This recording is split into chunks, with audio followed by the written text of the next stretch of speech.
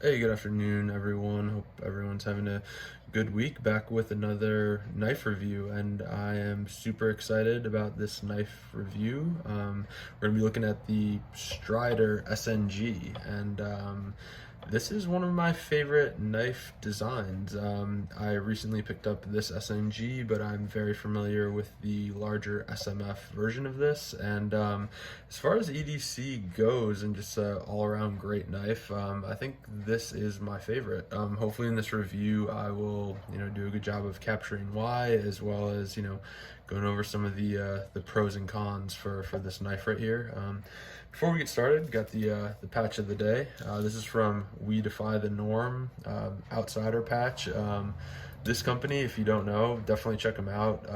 The owner, Cody Pryor Marsock guy, does great stuff for the community. I've exchanged emails with him. Really down to earth, level headed guy that's looking out for more. I would say like veteran outreach, things of that nature, helping people kind of get on their feet after the military service, special operations, etc. So definitely check them out. For a wrist check today, I am wearing the SnG Instruments. This is the K2 Expedition. This is a GMT quartz watch.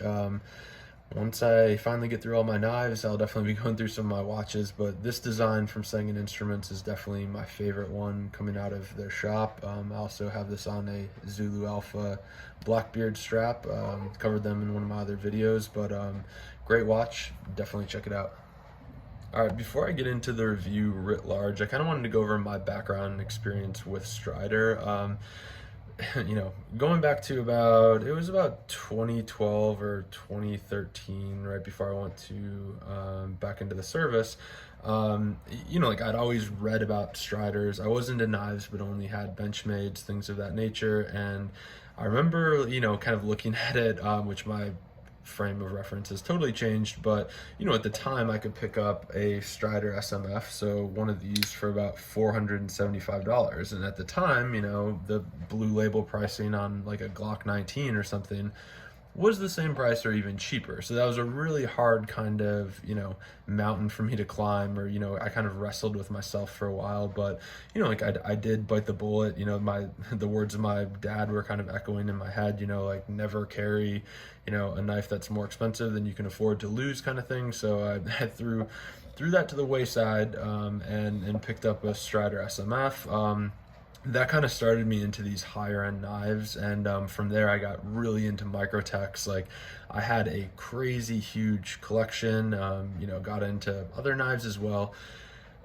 I don't know what happened, but I stopped collecting, and I ended up selling all of my knives except for my Strider SMF for a while. And then soon after then, the price of SMFs went up, and I was like, you know what, I'm not really carrying this thing. I wasn't comfortable carrying it, just, in case I lost it. So I did end up selling it, but then luckily around 2016, I would say, I sold my first one. It was a PD1 micro melt SMF, really, really nice. I sold that one, like I made money on it because that was right around the time when Strider stopped producing these knives, and it always kind of stuck in the back of my head. So, around 2016, I saw one of these come up for sale. I think I actually got it on like Arms List, which is really obscure, but picked it up for about $400, I think, at the time. And then I missed it. So from there, this was the one knife that I always held on to. And so, but I have always been interested in the SNG, and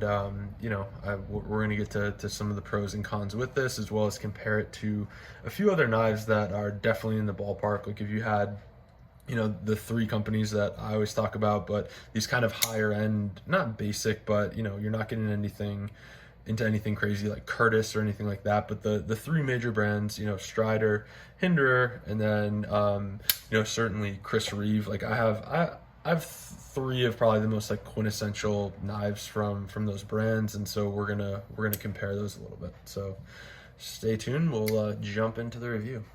All right, so the details on this particular SNG, and realizing that the different iterations had different steel, etc. You can get different finishes. As you see, like my SMF has that like tiger stripe on it. DLC, there's tons of like sprint runs that come out, different scales, etc. I actually do prefer the normal G10 scales that are on this SMF. This one came with kind of this frag pattern on here, as well as a set of aluminum. I don't really know what I'm gonna run. I might just try to get more traditional ones for this, but this SNG it's made out of PSF 27 steel, which I don't have much experience with. I'm definitely not a steel nerd or anything like that, but I have read a little bit about it, and it is a really good tool steel. Read nothing but rave reviews about it, so pretty excited that it actually had that steel. This SMF that I have is definitely older, so it's running S30V, so kind of antiquated, which we'll get into that as well. The blade on here is 3.5 inches, and the interesting thing about that is the Strider SMF only has a 4-inch blade, so it's only a 1/2 inch bigger. But I mean, looking at these, and I did put them side to side, comparing them, like where the choil was, where everything lined up, and I couldn't believe how close these knives were, because the SNG just carries and looks so much smaller. Like the SMF, against anything you put it against, just looks so huge, except for a few Medfords that I have. This thing is like, I mean, and it's the handle for sure. You obviously do have an extra 1/2 inch of cutting blade on there, but I don't know, like it's amazing putting these side to side and seeing like how close they are with how small the SNG carries. With that, it is a heavier knife, so it has a 3.5 inch blade, said that, 8.25 inches overall length. It weighs 4.4 ounces, so it is on the heavy side, but to be honest with you, like I really do like the weight of this knife. It's not like a full framed titanium Chavez that you're just like, whoa, this thing is in my pocket kind of thing. Or to that end, I mean, even the Chris Reeve, like a large and Cosi, which these are the same size blades, and that was kind of I'm gonna get to that in a minute. I don't want to get ahead of myself, but it's a heavier knife, but it feels good in your hand. It doesn't, you don't pick it up and you're like, wow, the weight of the world is on this thing. It's also running bronze washers, but again, this is it's an older design, and I do, for the most part, like I've never stripped a bearing or had anything fall out of any of my knives, luckily. But for me and what I do, and like, I mean, this one's still like a little bit tight. It is pretty new, but for the action, like it running on bearings, I'm totally fine with it. Like I actually do like it. I'm not gonna knock it for not running bearings. All right, and without any further ado, I'm gonna get into the pros. I'll try to realize I was a little long-winded in the beginning here, and time is money. So the pros for this one, I think that it's a classic beefy design, and to me it's very familiar. Like I said, I've owned an SMF for the most part, for the better part of 10 years, and so I'm very familiar with this, like how you open it, how you close it. Again, this one's a little bit new, not broken in so much yet, but I'm very comfortable with the design. It's classic, everyone kind of knows it. The next pro for me is the size. I kind of classify this as what I would call an undercover big knife. And again, putting this SNG next to this large and Cosi, which is supposed to, be the same size, cutting surface wise, as well as an XM18. Like, I like to use the XM18 as an example, because the Chris Reeve to me is just kind of, it's skinny and very long, but the XM18, by all accounts, like even when this is closed, they're the same size. And with that, I was really kind of blown away. I was like, wow, like what is it? Like obviously the XM18 is a little bit thicker. They're about the same length, with the SNG being a little bit shorter. But, as far as cutting edge goes, these are the same knives. And to me, the XM18 seems a lot bigger. It's definitely heavier too, realizing that, this just has the liner on the one side and titanium on the other. This actually has like a bolstered liner, so titanium all around. So it is going to be heavier, but I don't know. I just couldn't believe that when I kind of sat down with all three of these knives and compared them. For some reason, and it might just be this indelible quality, the SNG just, it feels, it looks, it carries a lot smaller than these other two, seemingly equal in size and cutting prowess. They're basically the same, but this thing seems smaller. The next one is materials for me, and again, there's a multitude of different steels that Striders come in, but this one being the PSF 27 steel, I really like that. I like the frag pattern. Like I said, I love the G10 scales that are on an SMF, and then the back being titanium, and whether you get it flame, tiger striped, plain, all these knives look really classy and just really good all around. I can't say enough good things about the materials. The next pro for me is going to be the jimping on this, which, one thing that I really like about Striders, and when I do use these knives, and, I use my SMF all the time, I'm still kind of, starting to carry this one. I really love choking up on Striders. Like for me, whatever work I'm doing, I have a lot of confidence in my grip. I really don't hold it back here so much, or the reverse grip, which again, this thumb ramp on both of these, I mean, the thumb ramp on the SMF is like, it's like an escalator, like it's huge, but they really did a good job. And you look at this thing and you're like, oh man, the ergonomics can't be that great, but it just works. Like it feels very natural and maybe it's just my hands. Again, I have really big hands, but it just feels natural. It's a good fit anywhere I carry it, and I'm really confident in that. So ergos and grips, definitely a pro for me.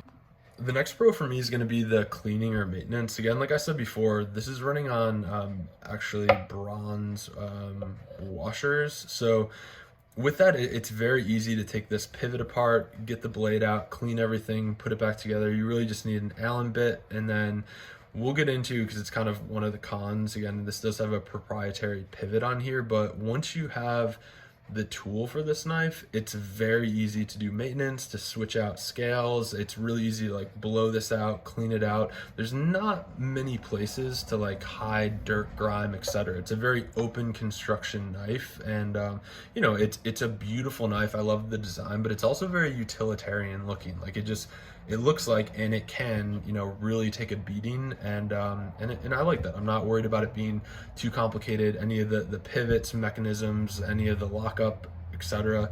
It's just a very simple form and function knife. All right, and the last pro that I wanted to cover with it is strictly from a yeah, this is gonna sound bad, but as a collector, I mean, you always have to think about the resale, and like if you're buying something, it is kind of a commodity, and I'm not saying that a knife similar to a car, they're not great investments or anything like that, but you will never have a problem selling a Strider, especially SNG SMF. You just won't. I mean, things come and go. I would say the exact same thing though about this Chris Reeve and Cosi. Like, if you buy one of these, like, you will be able to get back out of it what you put into it, because these things can take a beating. And honestly, like, I mean, snail trails and all that be damned. I mean, these things hold their value probably better than any knife. And I say that kind of cautiously, because there's going to be, there's exceptions to every rule, but I'm just saying that, like, if you ever need to get rid of a Strider, you can cast a much wider net than, say, a Shirogorov or a McNeese or a Curtis, I just think that, like, that's an important thing to factor in, and it's definitely a pro for this. I mean, people who don't really know about knives, for the most part, from what I've seen, they know about Strider, and it crosses all different, I mean, whether it's like hunting, outdoorsmen, people who are into tactical stuff, like, you can cover a lot of bases with this knife. And so from an investment standpoint, and again, very cautious to call a knife an investment, this is a really good piece to have. All right, now that we're done with the pros, we're gonna go through the cons. The first con for me is that this is a fairly antiquated or old design. This has been around for a long time, and I know I've said it in past videos, but I mean, knife technology, like, I'm always shocked. I'm like, I mean, knives have been around, humans have used them for thousands of years, and just like how the envelope keeps getting pushed is absolutely crazy. Like, I actually just picked up or got in on the drop for the new Winter Blade, that neo magnet lockup knife or whatever, just from the sheer fact that, like, it's so cool and nobody has done it before. But this is a dated design, but I'm just looking at it as a con because this is a very expensive knife. In order to get into an SNG right now, you're probably looking at, one in this condition, $550, $600. Same with an SMF. They're, definitely more expensive than Chris Reeves, which again, that's another design that, the Sebenza, the Nkosi, they're kind of dated designs. And, when you get into things like Koenig's or, you know, Curtis, as I mentioned before, which I have. I'm going to be testing or reviewing one of those at some point. You know, we're always pushing the envelope of quote unquote knife technology, and this is an older design. Certainly, you know, the steel's decent, but the pivot system is very old. I mean, the lockup on this is really good. It does use that liner lock.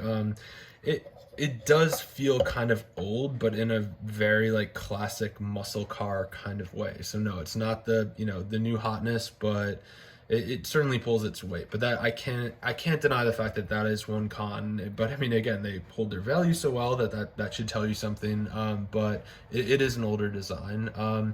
The next con for me, and I mentioned it in the maintenance section of the pro part of this review, this proprietary pivot system. The tough thing with this, and like I said, the backside is just a normal like Allen key. But in order to work this pivot, which again, I'm a huge triple aught design, you know, kind of fanboy, so I, you know, I was able to pick up one of these, which is an actual, so this is a titanium like mini pry bar, but the coolest thing about this is it does have the Strider pivot tool on here, so it kind of fits into these two notches so you can work the pivot system. Without this, and I don't even know what they cost, I'm sure there's some like knockoffs that are doing it cheap, or, you know, if you're, you know, mechanically inclined, I'm sure you could make something that works. But that is a frustration with this, is that, you know, it does have a proprietary pivot that you need to have a special tool in order to work. So that's definitely another con. The last con that I have for this is actually the lanyard hole. Now, I'm not a huge, you know, knife with a lanyard kind of person. I don't really know why, because I know, like, I mean, so a few like Chris Reeves that I've owned have had them. This is obviously an aftermarket, you know, backspacer in here for the lanyard hole, but with the Striders, and it's not as bad with the SMF, but certainly this SNG, and I don't know, it could just be this knife, so please, you know, take it with a grain of salt. This is actually only the second SNG that I've ever handled, but the knife blade, when it closes, it does kind of chop probably like a third of the way into that lanyard hole. So any 550 cord you put in there is just constantly going to get cut with the tip of the blade. So, you know, one of those things, I'm not going to put a lanyard in, so I'm not really worried about it, but it is something to think about, I guess, or maybe not even think about, but that is clearly a con, right? Like, I mean, you have a lanyard hole, you want to be able to use it as such, and if the knife blade is cutting into your 550 cord, that's kind of defeats the purpose. Especially if you're relying on it to hold, you know, the knife or something like that, or, you know, if you want to keep the knife attached to it, if you're constantly, you know, slowly cutting away at this, you know, it could break away at some point. The SMF, or at least my SMF, isn't as bad, but I did look at it, and it would definitely contact the 550 cord or whatever you put through there. So every time I'm closing this, it's going to be, you know, taking a little bite out of that. So again, those are my cons for the SNG. Would love to know everyone else's thoughts on this. Like, if you carry one, if you have any experience with them, you know, would definitely love to know. All right, with that concludes my review of the SNG. I did say, and I do feel like so far this SNG is my favorite EDC knife for sure. And I don't know exactly like what I'm basing that off of. I mean, there's nothing that really like sticks out. I think it partly maybe just because I'm so familiar with this design, but I have confidence that this thing can do everything. And it sounds weird too, but my other like similarly priced knives, I'm just not as afraid to like carry it, use it with like the, you know, the chance of losing it, I guess. I can't really describe it, but again, like, I love the materials it's made out of. I love the ergonomics. I love the blade size. And before, again, carrying around an SMF all the time, I don't know, I never really saw it as a bad thing of just like how big it is, because it is lightweight for the size. If you had a full titanium SMF, I mean, it would be a workout every time you were trying to open it. But I just love how overbuilt it is.